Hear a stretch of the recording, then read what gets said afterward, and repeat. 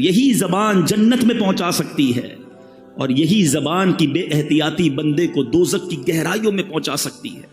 ایک بار نبی پاک علیہ الصلوۃ والسلام سے سوال کیا گیا کہ حضور آپ میرے لیے سب سے زیادہ خطرناک اور نقصان دہ چیز کسے قرار دیتے ہیں؟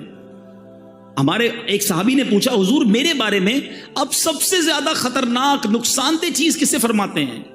آقا علیہ الصلوۃ والسلام نے اپنی زبان مبارک پکڑ کر ارشاد فرمایا اسے۔ ذرا غور کیجئے، it's not a normal thing.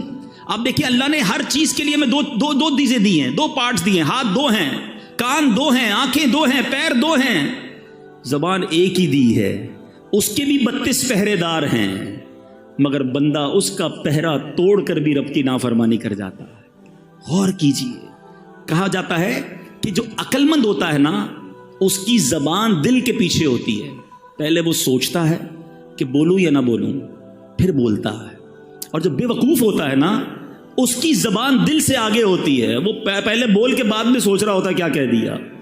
اللہ سلامت رکھے میرے شیخ طریقت ابیر اہل سنت کو، ان کا شاندار نعرہ ہے، مدنی چینل پر آپ نے سنا ہوگا، پہلے تولو بعد میں بولو، کیونکہ بولنے کے بعد آپ کئی بار پچھتائے ہوں گے کہ یار نہیں بولنا تھا، غلط بول گیا یار، اس کا دل ٹوٹ گیا، ناراض ہو گیا، جھگڑا ہو گیا، پارٹنرشپ ختم ہو گئی، ڈیل کینسل ہو گئی، گھر ٹوٹ گیا۔ یہ ساری چیزیں کس سے ہو رہی ہیں؟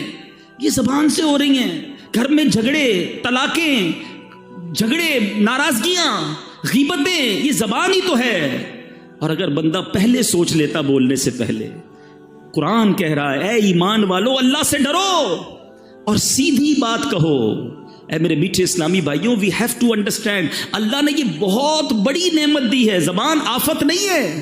زبان کتنی بڑی نعمت ہے، ذرا ایک تھوڑا سا 30 سیکنڈز کا پریکٹیکل سب مل کے کرتے ہیں۔ کہیے سبحان اللہ، زور سے کہیں، یہ در و دیوار گواہ ہو جائیں۔ سبحان اللہ، کہیے الحمدللہ، اب کہیے اللہ اکبر۔ ہم سب کو 30 سیکنڈز نہیں لگے، ہم میں سے کسی نے ہتھوڑا نہیں اٹھایا، کسی نے کوئی بہت بڑا کام نہیں کیا، اپنی اپنی جگہ بیٹھے رہے ہم سارے۔ ودن 30 سیکنڈز آپ کو اندازہ ہے آپ نے کیا کما لیا؟ ماشاءاللہ بہت بڑی تعداد میں اسلامی بھائی ہیں اور بڑے ویل آف لوگ بھی ہیں، مگر تھوڑا ایگزامپل سمجھانے کے لیے، ہم جتنے لوگ بیٹھے ہیں نا، ہم سارے اپنی ویلتھ جمع کر لیں، سارے اپنے پیسے جمع کر لیں، جو اکاؤنٹ میں ہیں بینک میں وہ بھی جمع کر لیں۔ گھبرائیے نہیں، میں لے نہیں رہا، سمجھا رہا ہوں آپ کو۔ اگر ہم ساری اماؤنٹ ٹوگیدر کر لے، کیا ہم اس بات کی اتھارٹی رکھتے ہیں کہ ان تمام کروڑوں روپے سے ہم جنت میں ایک درخت خرید سکیں؟ ہم میں سے کوئی اس قابل نہیں ہے، جنت تو ہماری اوقات ہی نہیں ہے نا۔ مگر سنو میرے رب کے وعدے، اللہ کے حبیب کی زبانی ہم نے سنے، جو ایک بار سبحان اللہ کہے اللہ اس کے لیے جنت میں درخت لگا دیتا ہے۔ ایک بار پھر کہو سبحان اللہ۔ جو ایک بار الحمدللہ کہے اللہ اس کے لیے جنت میں درخت لگا دیتا ہے۔ جو ایک بار اللہ اکبر کہے اللہ اس کے لیے جنت میں درخت لگا دیتا ہے۔ لک ایٹ، کتنی بڑی نعمت ہے زبان۔ میں گھر بیٹھے کروڑوں نیکیاں کماتا رہوں۔ میرے آقا فرماتے ہیں بے شک اللہ تبارک و تعالی نے ایک فرشتہ میری قبر پر مقرر فرمایا ہے، جسے اللہ عز و جل نے تمام مخلوق کی آواز سننے کی طاقت عطا فرمائی ہے۔ Look at the listening power of that particular angel. وہ فرشتہ جو نبی پاک کے روضے پر ہے، اس کو صرف انسانوں کی نہیں، تمام مخلوق کی آوازیں سننے کی جو طاقت ہے اللہ نے عطا فرمائی۔ اللہ کے حبیب فرماتے ہیں فلا یصلی علی احد الی یوم القیامہ، پس تم میں سے جو شخص مجھ پر قیامت تک کوئی بھی درود پاک پڑھے گا، الا ابلغنی باسمہ و اسم ابیہ، وہ فرشتہ میری بارگاہ میں اس کا اور اس کے والد کا نام پیش کرتا ہے، اور کیا کہتا ہے ھذا فلان ابن فلان قد صلی علیک، یا رسول اللہ فلاں بن فلاں نے آپ پر درود بھیجا ہے۔ اب اس حدیث کے بارے میں ذرا تھوڑا سا غور کیجئے گا، دو خوبصورت باتیں، ایک عقیدے کی بات اور ایک عشق کی بات۔ نبی پاک نے کیا فرمایا کہ میری قبر پر ایک فرشتہ، نبی پاک کے روضے پر آج بھی وہ فرشتہ موجود ہے، ادھر سے درود پاک پڑھے، فرشتہ مدینے میں وہ درود ہمارا سن لے گا۔ اچھا کبھی کیلکولیٹ کرنے کی کوشش کریں تو کیلکولیٹ تو نہیں ہو سکتا، all around the world Hare minute کتنے درود پڑھے جا رہے ہوں گے۔ کوئی امریکہ میں پڑھ رہا ہے، کوئی افریقہ میں پڑھ رہا ہے، کوئی یورپ میں پڑھ رہا ہے، عرب ملکوں میں، Pakistan, India, all around the world, کدھر بھی کوئی درود پڑھے وہ فرشتہ سن لیتا ہے۔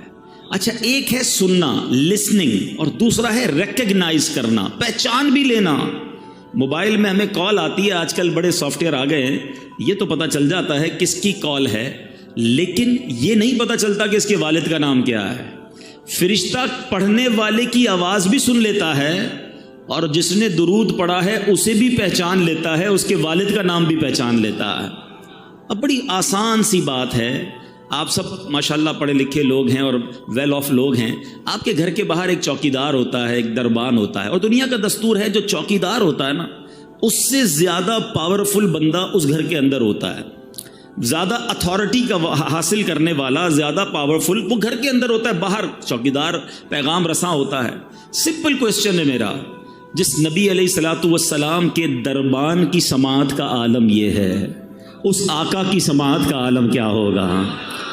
ادھر سے درود پڑھے, فرشتہ ادھر سن لے, تو پھر نبی پاک کی سماعت کا ایک فرشتہ میرا درود پڑھنے پر یہ بھی پہچان لے میرے والد کا نام کیا ہے, تو نبی پاک کے علم غیب کا عالم کیا ہوگا؟ پھر ہم جو جھوم جھوم کر پڑھتے ہیں درست ہی تو ہے کہ دور و نزدیک کے سننے والے وہ کان, یہ تو حدیث کی انٹرپریٹیشن ہے. دور و نزدیک کے سننے والے وہ کان لعلے کرامت پہ لاکھوں سلام. اللہ نے نبی پاک کو کیسے کیسے کمالات سے نوازا. یہ بات تو ایک کلیریفیکیشن, ایک مسکنسیپشن بعض اوقات ہوتا ہے عقیدے کے حوالے سے ہو گیا. اب عشق والی بات, فرشتہ کیا کہتا ہے, یا رسول اللہ فلاں بن فلاں نے آپ پر درود بھیجا ہے. دنیا میں جس کی ہم بڑی رسپیکٹ کرتے ہوں, بڑی محبت کرتے ہوں, جس کے بارے میں ہمارے دل میں بڑی عزت ہو, اور ہمیں کوئی آ کر بتائے کہ یار آپ کی ادھر بات ہو رہی تھی.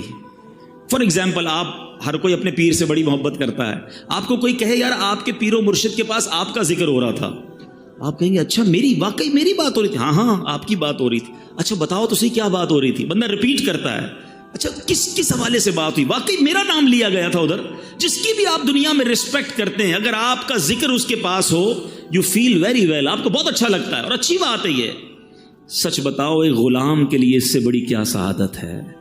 میں ادھر درود پڑھوں, ادھر فرشتہ نہ صرف میرا نام بارگاہ رسالت میں پیش کرے, میرے والد کے نام کے ساتھ پیش کرے کہ آقا آپ کے فلاں غلام نے آپ کو یاد کیا ہے, آپ پر درود بھیجا ہے. خوش نصیب ہے وہ اسلامی بھائی جو روزانہ سینکڑوں بار, ہزاروں بار درود پڑھتے ہیں. ارے جس کا نام روزانہ سینکڑوں بار بارگاہ رسالت میں لیا جائے, بار بار نام لیا جائے, ارے کبھی تو نبی پاک فرمائیں گے کہ ہمارا غلام ہمیں روز یاد کرتا ہے, چلو آج اس کی بگڑی بنا دیتے ہیں, آج اس کی جھولی بھر دیتے ہیں. اور یاد رکھنا میٹھے اسلامی بھائیوں, ایک ہی نگاہ پڑھنے کی دیر ہے.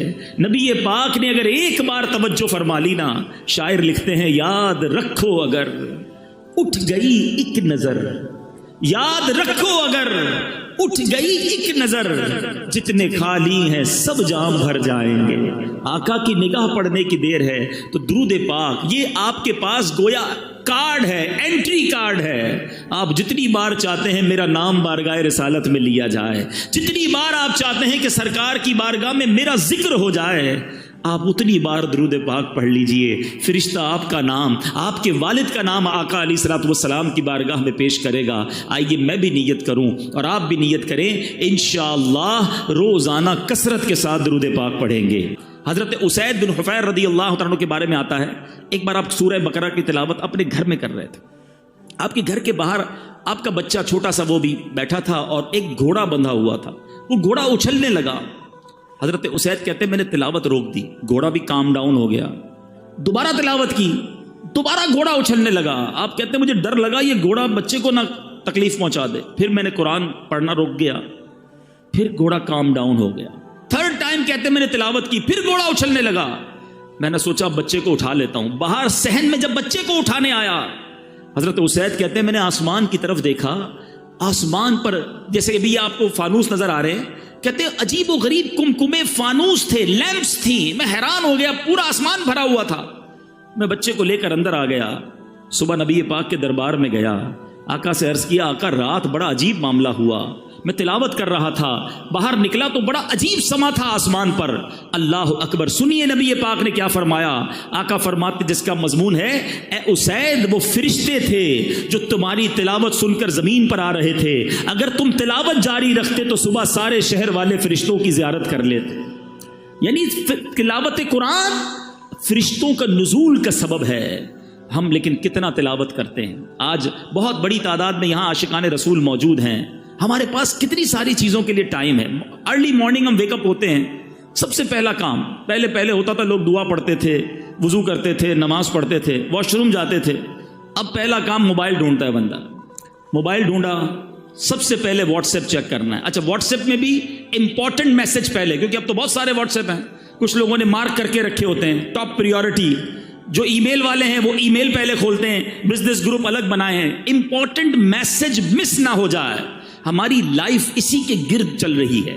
جتنا امپورٹنٹ ہمارا کانٹیکٹ ہے, کسٹمر کی ای میل مس نہ ہو, فیملی کے میسیجز مس نہ ہو, کوئی بڑا زبردست ہمارا دوست ہے اس کا میسج مس نہ ہو, سب سے پہلے رپلائی دیتے ہیں اس کو. میں آپ سے پوچھنا چاہتا ہوں, آپ کو سارے پیغامات کی فکر ہے, قرآن کس کا پیغام ہے؟ قرآن اللہ کا پیغام ہے. کیا ہمارے پاس قرآن کے لیے ٹائم نہیں ہے؟ قرآن سیکھنے کے لیے ٹائم نہیں ہے؟ قرآن پڑھنے کے لیے ٹائم نہیں ہے؟ کیا میں اور آپ اللہ کو قیامت کے دن یہ جواب دے سکیں گے کہ مالک کریم بڑی بیزی لائف تھی, بزنس بھی تھا, فیملی بھی تھی, قرآن کے لیے ٹائم نہ ملا؟ نہ کرے میرے میٹھے اسلامی بھائیوں ایسا. ذرا غور سے سنیے گا. تورات شریف میں اللہ تبارک و تعالیٰ کیا ارشاد فرماتا ہے؟ فرماتا ہے, اے بندے کیا تجھے مجھ سے حیا نہیں آتی؟ تو راستے میں چل رہا ہوتا ہے, تیرے پاس کسی بھائی کا خط آتا ہے تو تو راستے سے ہٹ کر بیٹھ کر اس کی ایک ایک حرف کو بغور پڑھتا ہے. آج واٹس ایپ آتا ہے, پہلے خط آتے تھے. آج آپ کو پراپر کوئی دوست کا پیغام آئے کتنا امپورٹنس دیتے ہیں. اللہ فرماتا ہے دوست کا خط آئے اس کا ایک ایک حرف بغور پڑھتا ہے. قرآن میری کتاب ہے, میں نے تیری طرف نازل کی ہے, دیکھ اس میں کتنی تفصیل ہے, میں نے کتنی بار تجھے اس میں سمجھایا ہے کہ تو اس کے طول و عرض میں غور کرے, مگر پھر بھی تو اس سے اعراض کرتا ہے, پھر بھی اس سے منہ موڑتا ہے. کیا میرا مرتبہ, جملہ سنیے گا, اللہ فرماتا ہے کیا میرا مرتبہ تیرے نزدیک تیرے بھائیوں سے بھی کم ہے؟ اے میرے بندے, تیرے پاس تیرا کوئی بھائی بیٹھتا ہے تو تو اس کی طرف مکمل توجہ کرتا ہے اور اپنے دل کو مکمل طور پر اس کی باتوں کی طرف متوجہ کرتا ہے. اگر اس دوران کوئی شخص دوسرا بات کرے, آپ دونوں کی باتوں میں خلل پیدا کرے, آپ اسے روک دیتے ہیں, خاموش کر دیتے ہیں. اللہ فرماتا ہے اب جب کہ میں تیری طرف متوجہ ہوں اور تجھ سے کلام کر رہا ہوں تو تیری حالت یہ ہے کہ تیرا دل مجھ سے اعراض کرنے والا ہے, مجھ سے دور ہونے والا ہے. کیا تو نے مجھے اپنے بھائیوں سے بھی کم مرتبہ سمجھ لیا ہے؟ سوچئے, قرآن سے دوری یہ اللہ سے دوری ہے, اللہ کے پیغام سے دوری ہے. میلاد ہم سارا سال منائیں, ضرور بنائیں, مگر ہمارے ہی آقا تو قرآن لے کر آئے نا. سب سے بڑا معجزہ قلب مصطفیٰ پر نزول قرآن ہے, مگر آج ہم قرآن کو کتنا پڑھتے ہیں؟ کچھ نہ کچھ تو روز پڑھ سکتے ہیں. میں آج صرف 3 آیتیں آپ کے لیے لے کر آیا ہوں. میں صرف آج 3 آیتوں کی تلاوت کروں گا کہ آپ کے رب نے, میرے رب نے ہمیں کیا فرمایا. اندازہ ہوگا آپ کو کہ ایک آیت میں گویا حکایت کا, حکمت کا, رہنمائی کا سمندر موجود ہے. سنتے جائیے اور ایمان تازہ کرتے جائیے. اللہ قرآن میں فرماتا ہے یا ایھا الذین آمنوا اتقوا اللہ وقولوا قولا سدیدا. اب اس آیت ہے, اس کا ذرا ترجمہ سنتے ہیں. اے ایمان والو, اللہ سے ڈرو اور سیدھی بات کہو. اللہ کیا فرماتا ہے؟ اللہ سے ڈرو اور سیدھی بات کہو. اس میں علماء فرماتے ہیں کہ سیدھی بات کرنا, زبان کی احتیاط کرنا, اس میں ہمیں زبردست درس دیا جا رہا ہے. مگر آج ہم کیا کر رہے ہیں؟ ذرا غور کیجئے. اللہ کے حبیب علیہ الصلوۃ والسلام کیا فرماتے ہیں؟ اللہ کے حبیب فرماتے ہیں جب انسان صبح کرتا ہے تو تمام اعضاء زبان سے ریکویسٹ کرتے ہیں ہمارے بارے میں اللہ سے ڈرنا. اگر تو ٹھیک رہی تو ہم بھی سیدھے رہیں گے, اور اگر تو ٹیڑھی ہو گئی تو ہم بھی ٹیڑھے ہو جائیں گے. نبی پاک علیہ الصلوۃ والسلام کو اللہ نے کیسی اتھارٹی دی. ہم ساری چاہتے ہیں جنت میں جائیں, but nobody have guarantee to go in heaven. ہم میں سے کسی کے پاس یہ گارنٹی نہیں ہے کہ ہم جنت میں جائیں گے کہ نہیں. مگر دیکھو میرے رب نے اپنے حبیب کو کیسا اختیار دیا. اللہ کے حبیب نے گارنٹی دی ہے. سنو, بخاری کی حدیث, میرے آقا فرماتے ہیں کہ اگر تم مجھے دونوں جبڑوں اور دونوں ٹانگوں کے درمیان والی چیز کی حفاظت کی ضمانت دو, میں جنت کی ضمانت دیتا ہوں. زبان کی اور شرمگاہ کی, یہ 2 چیزیں ایسی ہیں جس میں ہمیں احتیاط کرنی ہے. ایک اور حدیث پاک میں آقا فرماتے ہیں سب سے زیادہ جنت میں لے جانے والے عمل حسن اخلاق ہے، اللہ سے ڈرنا ہے، اور جہنم میں سب سے زیادہ لے جانے والا اگر کوئی عمل ہے تو وہ منہ ہے اور شرمگاہ ہے، یا تو پرائیویٹ پارٹس کا غلط استعمال یا اپنی زبان کا غلط استعمال۔ اللہ کے حبیب فرماتے ہیں سنو میرے نوجوانوں جو ٹیلی فون پر دیگر جگہوں دوستوں میں بیٹھ کر گندی باتیں فحش گوئی کرتے ہیں، اللہ کے حبیب فرماتے ہیں جس کا مضمون ہے اس بندے پر جنت حرام ہے جو فحش کلامی کرتا ہے۔ یہ زبان بڑی آسانی کے ساتھ جہنم میں پہنچا سکتی ہے، خدا را سمجھیے۔ دیکھیں نا ایمان کا تعلق کس سے ہے؟ زبان سے کلمہ پڑھ لے کوئی شخص، ساری زندگی کفر میں ہو، کلمہ پڑھے دل کی تصدیق کے ساتھ، وہ کفر سے ایمان میں آ جائے گا۔ لیکن یہی مسلمان اگر کفریہ کلمہ بک دے، اللہ ہمارے ایمانوں کی حفاظت فرمائے، مگر یہ بے باکی، یہ جو ہے نا جو منہ میں آیا بڑھ بڑھ کری جانا، بولی جانا، دوستوں کو ہنسانے کے لیے جھوٹ بولنا، لطیفے سنانا، چٹکلے سنانا، ہمیں اس لیے زبان نہیں دی گئی ہے کہیں ایسا نہ ہو کہ کوئی ایسا جملہ زبان سے نکل جائے کہ اللہ ناراض ہو جائے اور جہنم مقدر بن جائے۔ پلیز، قرآن کہہ رہا ہے اے ایمان والو اللہ سے ڈرو اور سیدھی بات کرو۔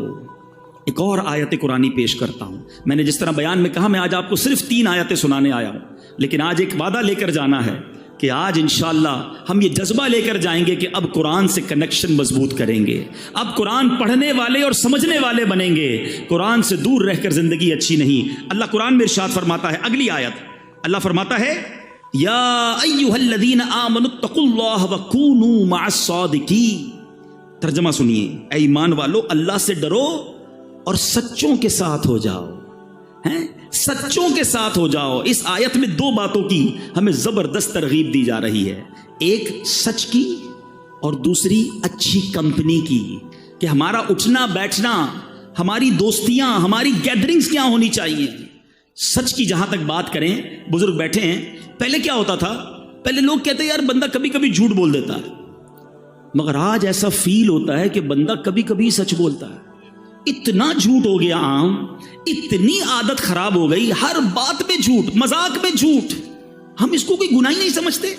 بچے کے سامنے جھوٹ بول دیا، کاروبار میں جھوٹ بول دیا، دوستوں میں بیٹھے خواہ مخواہ جھوٹ بول دیا، ساری دنیا گھما دی دوستوں کو، ادھر بھی گیا تھا ادھر بھی گیا تھا۔ بھائی نہیں گئے تھے تو کیا ضرورت ہے بولنے کی؟ آپ کے پاس نہیں ہے اتنا مال و دولت تو کیا ضرورت ہے اپنی تمام چیزوں کو بڑا بڑا کے بیان کرنا؟ خدا را سمجھیے، بعض اوقات کوئی فائدہ بھی نہیں ہوتا، پھر بھی بس خواہ مخواہ جھوٹ بولنا، کدھر گئے تھے تو ادھر گیا تھا، نہیں گیا تھا۔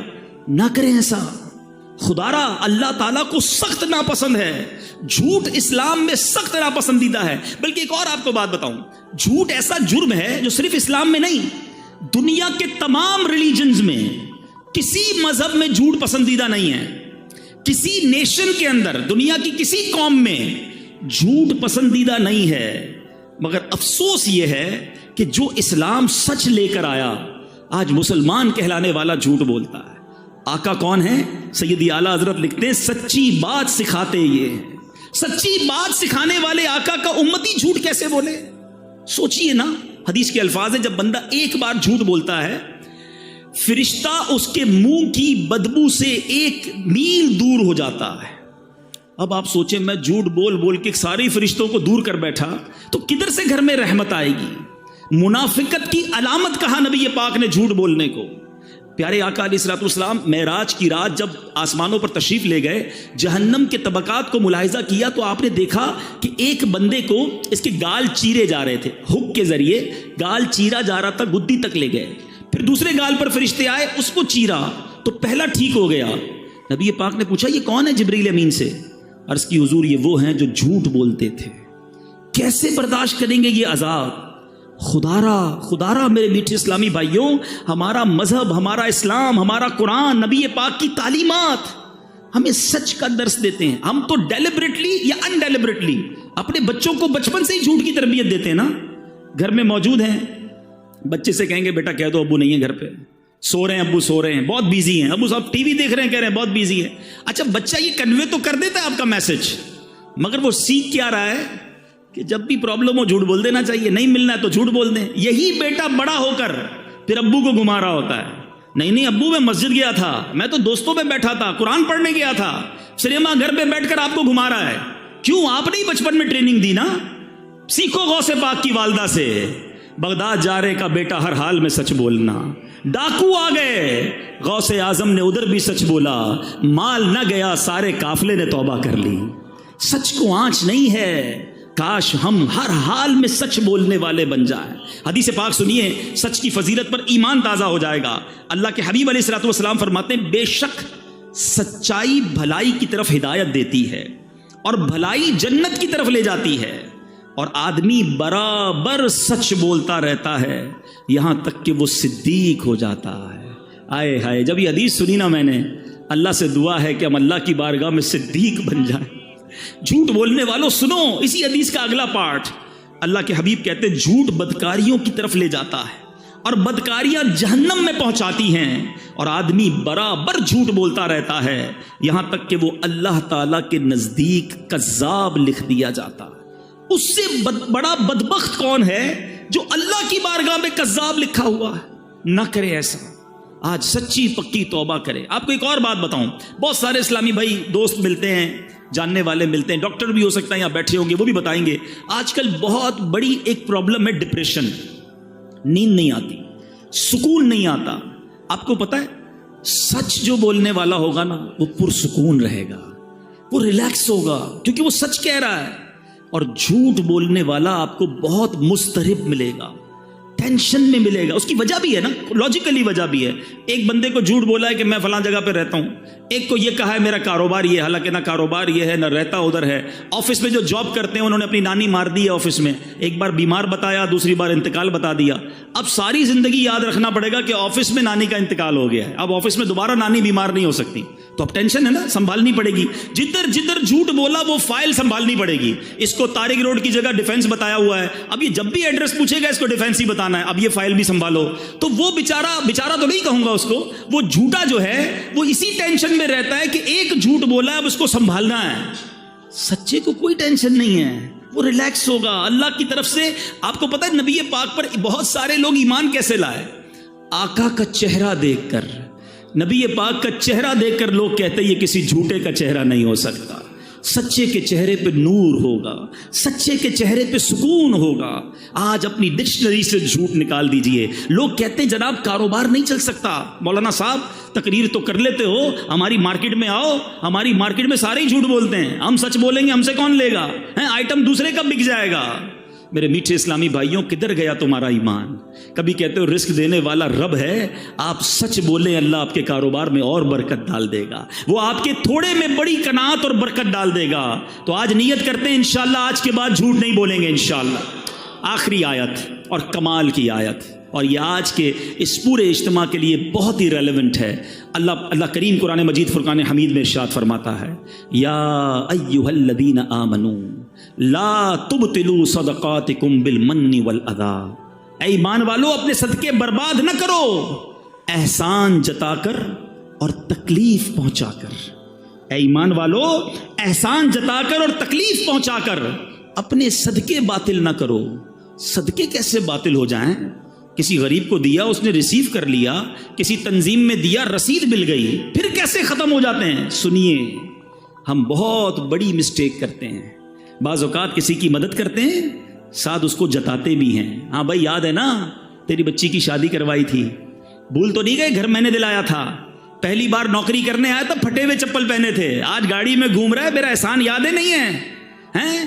جب تمہیں بیرون ملک جانا تھا ویزا میں نے لگا کے دیا تھا، پہلا لون مجھ سے ہی پاس کروایا تھا۔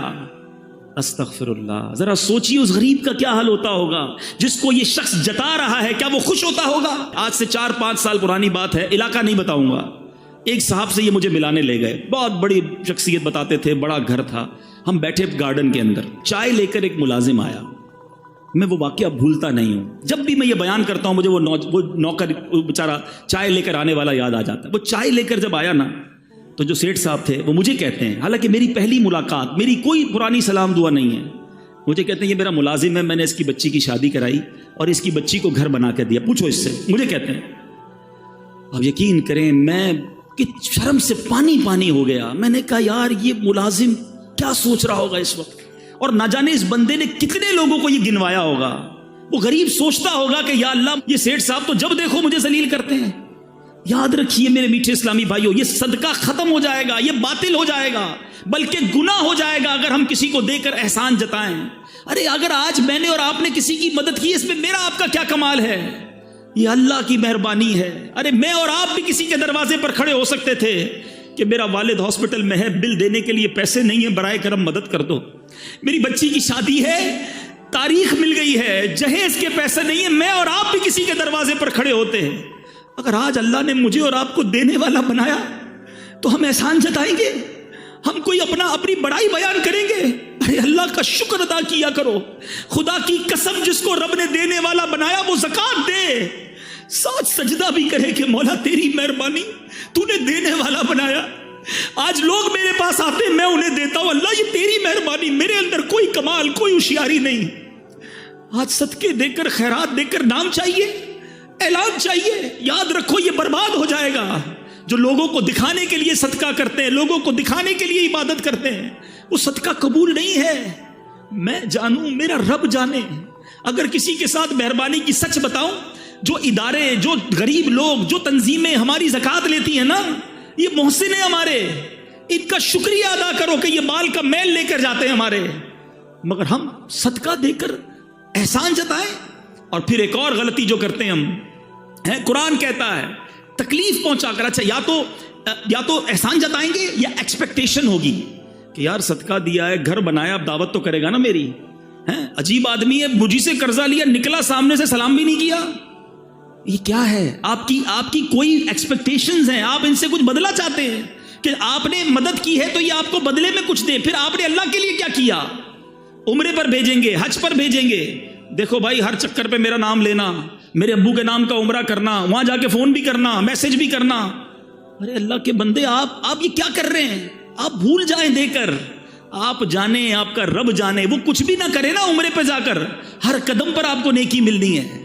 اللہ کی رضا کے لیے کام کرنا سیکھیے میرے میٹھے اسلامی بھائیوں۔ بہت ساری بڑی تعداد میں یہاں پر اسلامی بھائی ہیں، میں سب سے ایک کوسچن آج چھوڑ کے جانا چاہتا ہوں، میں بھی اس کے بارے میں غور کروں۔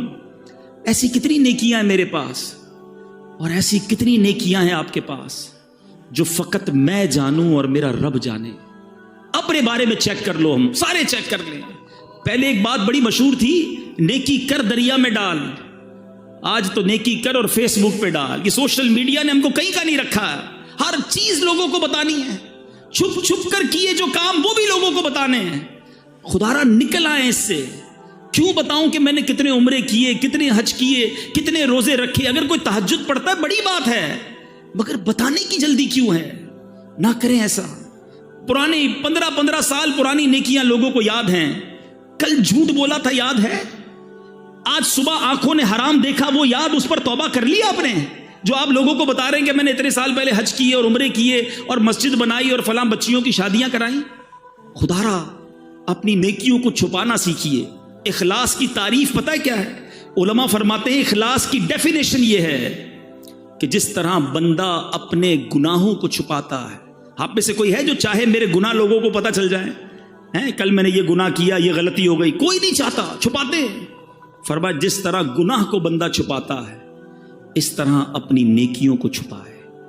اللہ کرے کہ یہ عادت نصیب ہو جائے، اللہ کرے کہ اللہ کی رضا کے لیے عبادت کرنا نصیب ہو جائے۔ یہ میلاد بھی جو ہے نا بہت اچھی بات ہے، ضرور منانا چاہیے۔ یہ میلاد بھی اللہ کی رضا کے لیے ہو۔